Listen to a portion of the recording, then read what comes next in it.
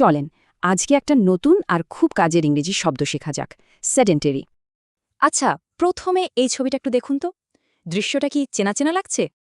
এই সেডেন্টারি শব্দটা ঠিকমতো বুঝতে চলেন আমরা রানারের একটা দিনের গল্প শুনি। দেখুন, রানার দিনটা শুরুই হয় কিন্তু বসে নাস্তা করা দিয়ে।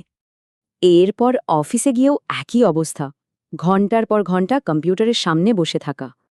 আর সন্ধ্যায় বাসায় ফিরে সোফায় বসে টিভি দেখা। তাহলে বুঝতেই পারছেন রানার পুরো দিনটাই কাটে বসে বসে। এই রকম জীবনযাপনকেই বলে সেডেন্টারি লাইফস্টাইল। মনে রাখবেন, সেডেন্টারি একটা অ্যাডজেক্টিভ, মানে এটা কোনো কিছুর অবস্থা বোঝায় যেখানে বেশিরভাগ সময় বসেই কাটে। একটা জিনিস কিন্তু মাথায় রাখতে হবে, এই শব্দটা বেশিরভাগ সময়ে একটা নেতিবাচক বা খারাপ অর্থে ব্যবহার করা হয়। এই বাক্যে বলা হচ্ছে তার বসে বসে কাটানো জীবনযাত্রার খারাপ প্রভাব বুঝতে পেরে সে তার রুটিন বদলে ফেলেছে।